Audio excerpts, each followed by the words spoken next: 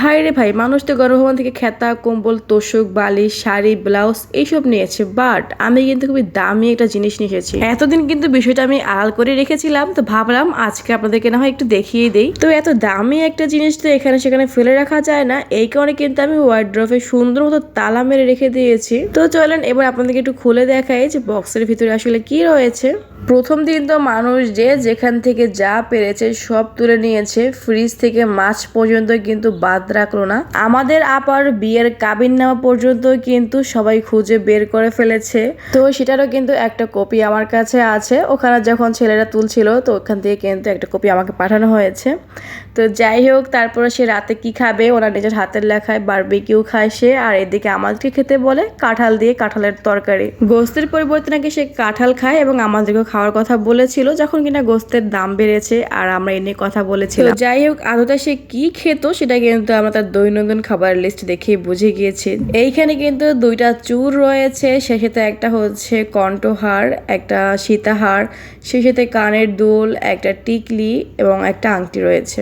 এই দুইটা হচ্ছে হাতের চূড়। তো আমি একটু এগুলোকে পরে নিচ্ছি।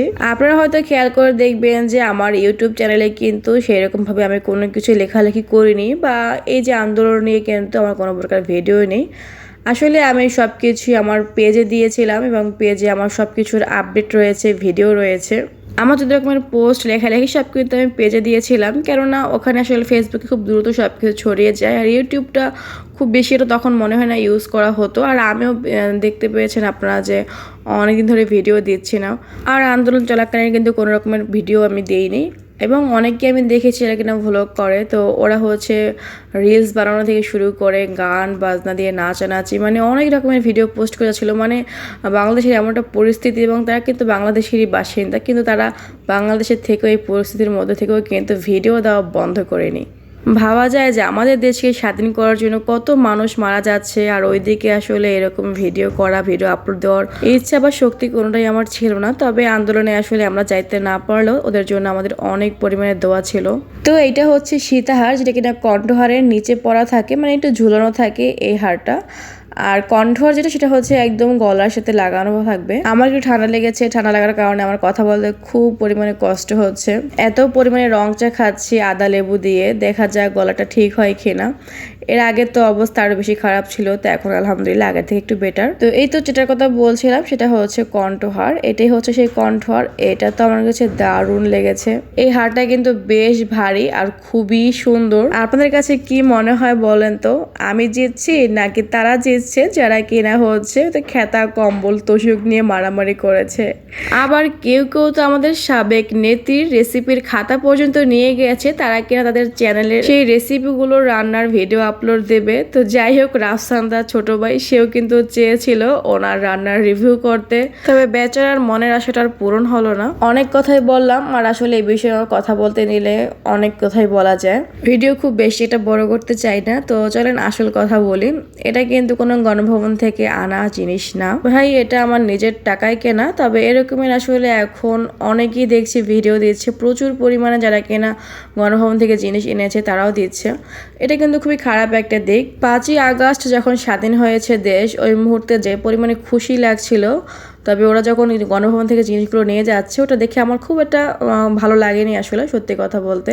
কমেন্টসে প্রচুর মানুষ তাদেরকে উৎসাহ দিচ্ছিল যে হ্যাঁ ভালো করেছো, গণভবনে তো আমাদের এই জিনিস নিয়ে এসেছো, ভালো করেছো। তবে এটা খুবই খারাপ একটা দিক। দেখেন দেশের বাইরে কিন্তু এটা নিয়ে প্রচুর পরিমাণে সমালোচনা হচ্ছে। দীর্ঘ 1 মাস ধরে আন্দোলন হয়েছে, কত ব্রিলিয়ান্ট স্টুডেন্টরা কিন্তু মারা গিয়েছে, অনেক রক্তের বিনিময়ে দ্বিতীয়বার আবারও আমাদের এই দেশটা স্বাধীন হলো। তো এই যে যখন গণভবন থেকে জিনিসগুলো সবাই পাড়াপাড়ি করে লুটপাট করে যে নিয়ে গেল, তখন কিন্তু আমাদের কিন্তু বাইরের রাষ্ট্রের কাছে আমাদের যে ভাবমূর্তিটা তৈরি হলো সেটা কিন্তু মুহূর্তেই নষ্ট হয়ে গেল। আর গণভবন থেকে লুটপাট করা জিনিসগুলোর যে ভিডিও ফুটেজগুলো, এগুলো কিন্তু বাইরের কান্ট্রিতে নিউজ চ্যানেলে দেখানো হয়েছে। তবে পরবর্তীতে যে ছাত্রছাত্রীরা মিলে সেই লুটপাট হওয়া জিনিসগুলো ফিরিয়ে এনেছে, এটা কিন্তু আর কোথাও দেখানো হয়নি বা বলা হয়নি। ওই যে ফার্স্টে সবাই যে লুটপাট করে নিয়ে গিয়েছে ওই ভিডিও ফুটেজগুলোই কিন্তু হাইলাইট হলো। দেশ স্বাধীন হয়েছে এটা নিয়ে কিন্তু আমরা সবাই অনেক বেশি আনন্দিত। তবে এই স্বাধীনতা উদযাপন করতে গিয়ে কিন্তু অনেকেই আমরা অনেক ভুল করে ফেলেছি। ওখান থেকে জিনিসপত্র নিয়ে এসেছে ভালো কথা, সেটা নিয়ে কিন্তু সকলে আবার ফেসবুকে বলেন ইউটিউবে বলেন সেটা নিয়ে আবার ভিডিও বানাচ্ছে। গণভবন থেকে জিনিস এনে খুবই পপুলার একজন ফেমাস ব্যক্তি তিনি কিনা আবার ফেসবুকে পোস্ট দিয়েছে যে আমি হচ্ছি চোর, কারণ আমি গণভবন থেকে জিনিস চুরি করে এনেছি। তো এই নিয়ে আবার খিল্লি করে হেসে ভিডিও তৈরি করছে। তো উনি এই জিনিসটা বুঝতে পারছে না যেটা নিজেকে উনি কতটা ছোট করছে বা জাতির কাছে উনি কতটা ছোট হচ্ছে। তো যাই হোক, আমার কিন্তু এগুলো গণভবন থেকে আনা জিনিস না ভাই, আমি ওইদিকে যাইও নি। আর এটা হচ্ছে কি এইসব মানুষদের জন্য আমার ভিডিওটা করা, যে অনেক হয়েছে ভাই, আর না, অনেক স্বাধীনতা আপনারা উদযাপন করেছেন, এবার একটু ক্ষান্ত দিন। আর একটা বিষয় দেখলাম যে আমাদের হাসিনা আপা চলে যাওয়ার পরে অনেকেরই অনেক খারাপ লাগছে। এখন টিকটক রিলসে একদম ঢোকা যাচ্ছে না, মানে একটা স্যাড সুর বাজিয়ে ওনাকে নিয়ে অনেক লেখালেখি। দেশ ছেড়ে চলে যাওয়াতে নাকি এই পাবলিক গুলোর খুব বেশি কষ্ট হচ্ছে। কেন রে ভাই, যখন এই ছাত্রছাত্রীগুলো যে মারা গেল তখন আপনারা কোথায় ছিলেন? রক্তে ভেজা শরীরগুলো কি আপনারা দেখেননি? কত মায়ের বুক যে খালি করেছে, কত মায়ের কান্না হাহাকার, সেই কান্নাগুলো কি আপনাদের কানে আসেনি? এই আন্দোলনে যে কত মায়ের বুক খালি হয়েছে, কত মানুষ মারা গেল, কত মানুষ পঙ্গু হয়ে গেল, আপনারা কি সেই ভিডিওগুলো দেখেননি? আর একটা কথা, সেটা হচ্ছে আয়নাঘর, কত ভয়ঙ্কর একটা জায়গা। যদি কিনা আপনাদের সেই নেত্রীর জন্য এত বেশি কষ্ট লাগে, তাহলে আমি বলবো যে আপনারা একটু আয়নাঘর সম্পর্কে একটু রিসার্চ করে দেখেন, একটু ঘাটাঘাটি করে দেখেন আয়নাঘর কেমন ছিল, ওখানে মানুষ কিভাবে থাকতো, কত নির্যাতন করা হতো, কত অত্যাচার করা হতো ওই মানুষগুলোর উপরে। আপনার আত্মাটা জাস্ট কেঁপে উঠবে। তখন যে দেশ ছেড়ে চলে গিয়েছে এবং আপনাদের যে এত কষ্ট হচ্ছে, মনে হয় না তখন এই কষ্টগুলো লাগবে। তারপরও যদি আপনাদের এত বেশি কষ্ট লাগে, তাহলে আমার বলা উচিত যে আপনাদেরকে সেই আয়নাঘরে নিয়ে বন্দি করে রাখা দরকার। তাহলে দেখবেন যে তার প্রতি ভালোবাসা আরো দ্বিগুণ বেড়ে গিয়েছে। একটা কথা যে উনি কিন্তু দেশের জন্য অনেক কিছু করেছে, মানে অনেক উন্নত করেছে, যেটা সত্যি আমাদের সবার চোখে পড়ার মতো। তবে ভাই, এই টাকাগুলো কার টাকা করেছে আপনারা আদতে জানেন? উনি তো ওনার সম্পত্তি দিয়ে এগুলো করেনি বা ওনার নিজের টাকা দিয়ে তো এগুলো করেনি। এইগুলোর টাকার ঋণের বোঝা কিন্তু আমাদের মাথার উপরে চাপিয়ে দিয়ে চলে গিয়েছে।